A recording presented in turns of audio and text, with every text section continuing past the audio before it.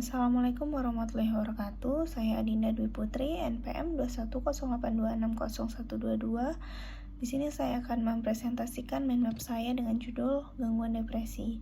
Yang pertama, untuk definisi, depresi adalah gangguan suasana hati atau mood yang dapat mempengaruhi dari pola pikir, kemudian perasaan dan aktivitas sehari-hari, dan sudah dirasakan paling sedikit 2 minggu secara berturut-turut. Selanjutnya untuk faktor resiko, yang pertama usia. Jadi rata-rata usia itu kira-kira sekitar 40 tahun. Kemudian untuk jenis kelamin, wanita itu lebih banyak daripada pria.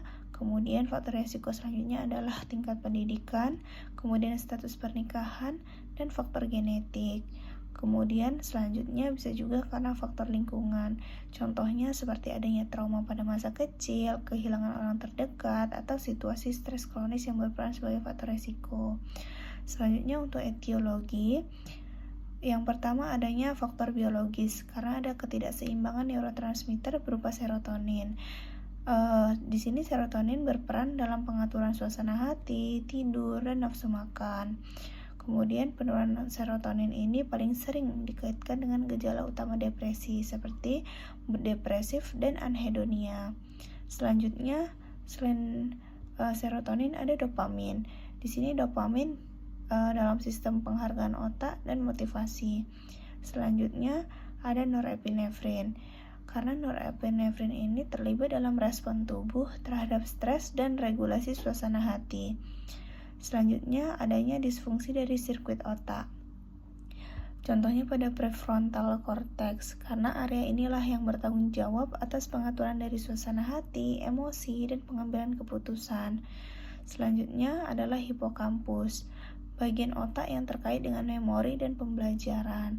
Selanjutnya amigdala, bagian otak yang berperan dalam pengolahan emosi negatif seperti ketakutan dan kecemasan. Selanjutnya adanya perubahan hormon. Di sini bisa juga karena disfungsi dari aksis HPA, yaitu hipotalamus pituitary adrenal. Selanjutnya bisa karena hormon reproduksi pada wanita pada wanita perubahan kadar estrogen dan progesteron seperti selama kehamilan, setelah melahirkan, atau menopause dapat memicu terjadinya depresi. Selanjutnya untuk gejala klinis, dari gejala utama adanya mood depresif atau sedih, kemudian kehilangan minat dan kegembiraan.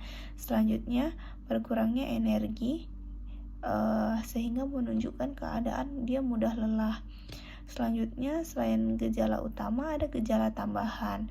Yang pertama, konsentrasinya akan menurun. Selanjutnya harga diri dan kepercayaan diri akan menurun.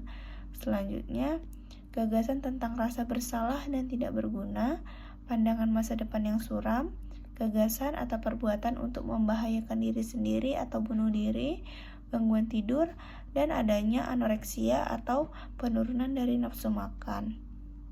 Selanjutnya untuk kriteria PPDG-C3 untuk diagnosisnya itu, yang pertama dibagi menjadi episode depresi ringan dengan 2 gejala utama dan ditambah dengan 2 gejala tambahan yang berlangsung selama 2 minggu. Selanjutnya ada episode depresif yang sedang. Itu ada 2 gejala utama dan ada 3 gejala tambahan yang sudah berlangsung selama 2 minggu juga. Selanjutnya pada episode depresi yang berat tanpa gejala psikotik, ada 3 gejala utama dan ditambah dengan 4 gejala tambahan yang selama 2 minggu dan tanpa ada gejala psikotik.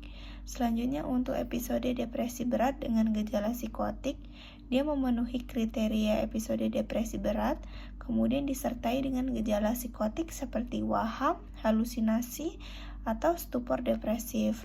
Selanjutnya untuk tata laksana terbagi atas fase-fasenya. Yang pertama pada fase akut itu tata laksana selama 6-8 minggu. Kemudian fase kontinu selama 4-6 bulan. Kemudian ada fase maintenance itu selama 1 tahun. Selanjutnya untuk farmakoterapinya, untuk golongan obat antidepresan, pertama ada golongan trisiklik. Contohnya pada amitriptilin dengan dosis 25 mg diminum 3 kali sehari. Selanjutnya golongan SSRI, Selective Serotonin Reuptake Inhibitor. Contohnya sertalin 50 mg 1x1, kemudian fluoxetine 20 mg 1x1. Selanjutnya untuk referensi, saya dapat dari Journal of Affective Disorder, The Lancet Psychiatry, American Journal of Psychiatry. Selanjutnya, referensi yang kedua dari British Journal of Psychiatry 2020. Referensi ketiga dari Sadok BJ, Sadok VA, editor 2009, Kaplan dan Sadok Comprehensive Textbook of Psychiatry, volume 1. Selanjutnya yang keempat, Departemen Kesehatan Republik Indonesia 2014, Pedoman Penggolongan dan Diagnosis Gangguan Jiwa di Indonesia 3 atau PPDGJ 3 Jakarta. Untuk referensi yang kelima ada buku ajar psikiatri tahun 2010 Jakarta, Badan Penerbit FKUI. Baik, sekian yang dapat saya sampaikan. Mohon maaf apabila ada kesalahan. Saya akhiri. Wassalamualaikum warahmatullahi wabarakatuh.